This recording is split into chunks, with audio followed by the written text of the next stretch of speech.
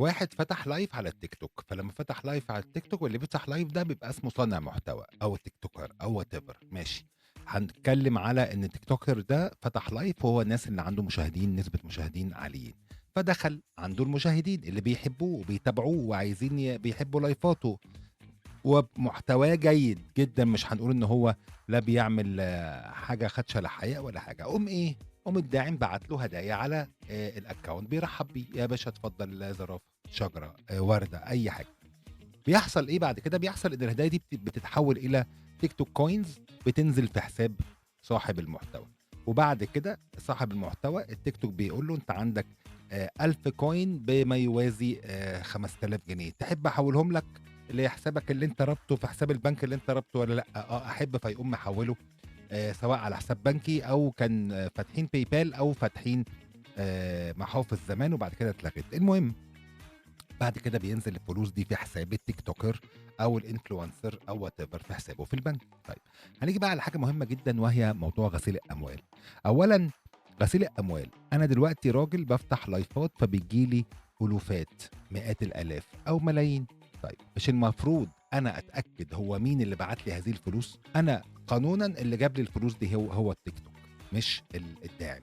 الداعم بعت لي عن طريق التيك توك، فالتيك توك هي اللي ادّتني الفلوس بناءً على عقد ما بيني وبينها في حتّة التيك توك لايف، والتيك توك على فكرة لا يدعم غسل الأموال حتى وإن كان هناك بعض القضايا حصلت في أمريكا في 2021 لا أتذكّر اسمها إيه بالضبط، إنما برضه خاصة بعملية غسيل أموال وعملية تجارة محرمة وقصة كده يا ريت نبحث عنها كلنا على النت، على حتّة استخدام التيك توك كوسيلة من وسائل نقل الأموال. المهم طَب أنا مش لازم تثبت عليّا إن أنا باتلقّى أموال مغسولة، هتثبتها إزاي؟ يبقى نمشي ورا الداعم، هو الداعم ده مين؟ أكاونتات، يبقى نمشي ورا الأكاونتات ده، أنا باتكلم برضه على المستوى النظري، على المستوى النظري أمشي ورا الأكاونتات اللي بعتت. أولًا هل أكاونت واحد والّا 10 والّا 100,000؟ دي نمرة 1، نمرة 2 هل الأكاونتات دي يسهل تعقُّبها وترصُّدها عشان نعرف بتاعة مين؟ نمرة 2 هل هي شخصية طبيعية أو شخصية اعتبارية؟ نمرة 3 طيب هنعتبر جدلًا إن ده حصل. والداعم بعت لي 10.000.000 جنيه، راجل غني وفيّيظ وبيحبني، فبعت لي هدايا بما قيمته 10.000.000 coin تيك توك اللي هو بيترجم مثلًا ل5.000.000 جنيه مصري مثلًا. طب ما أنا كده هاحوّلهم في حسابي. طب أنت كداعم وغسلت الفلوس دي، ما أنت عايز تاخدهم منّي، صح؟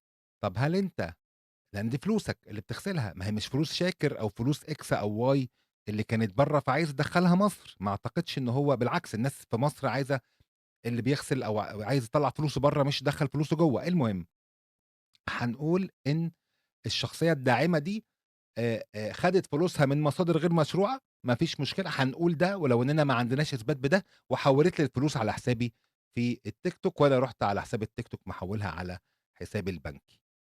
طب إيه اللي يضمن للداعم إن أنا هادّي له الفلوس تاني، يعني هو بعت لي ما قيمته 5.000.000 جنيه مصري، طب ما أنا ممكن أقول للداعم أنت مالك، مش هادّيك ولا حاجة، ده سؤال مهم، طبعًا هناك إجابات ولكن ده سؤال برضه بيخطر في بالنا. طيب الحاجة التانية بقى والمهمة برضه حتّة ال الفيديوهات الخادشة للحياء و. لو هنتكلم في موضوع شاكر شاكر ما أعتقدش إنه عمل فيديوهات خادشة للحياء أو بتبوّظ الذوق العام أو الاتهامات دي.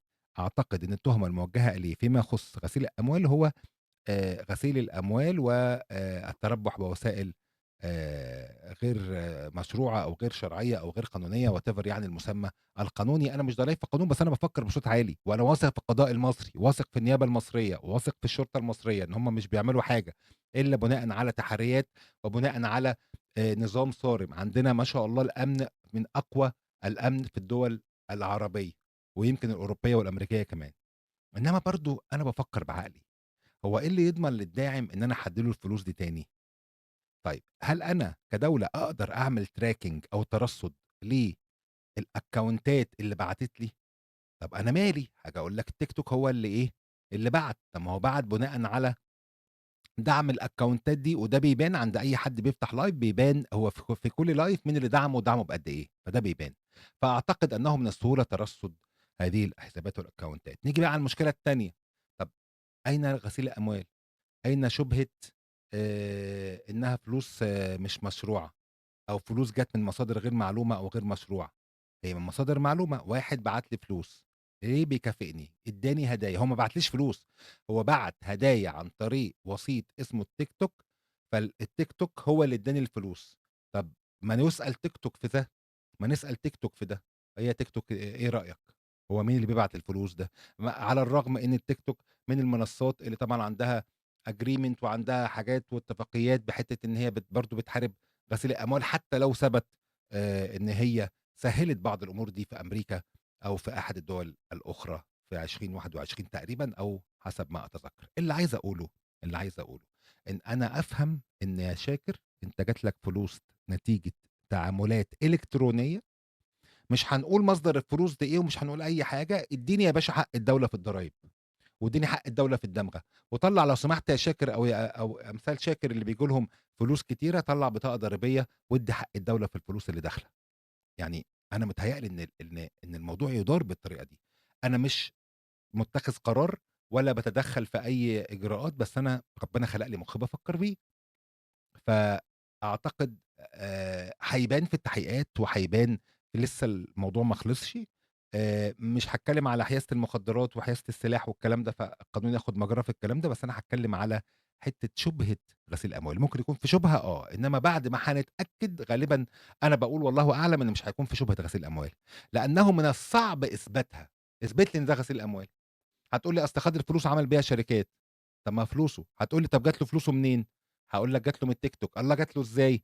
هدايا على التيك توك اللايف. طب ما شارلي داميليو شارلي ديميليو والّا إيه، في أمريكا بييجي لها ملايين الدولارات نتيجة طلوعها في فيديوهات على التيك توك. هل دي يعتبر برضه غسيل؟ فأنا قصدي أقول إيه، قصدي أقول إن بالراحة خالص، ربنا يفُك سجن وديقة أي حد، إنما في الآخر لازم القانون ياخد مجراه، وإحنا في الآخر مش قدامنا حاجة غير إن إحنا نفكّر.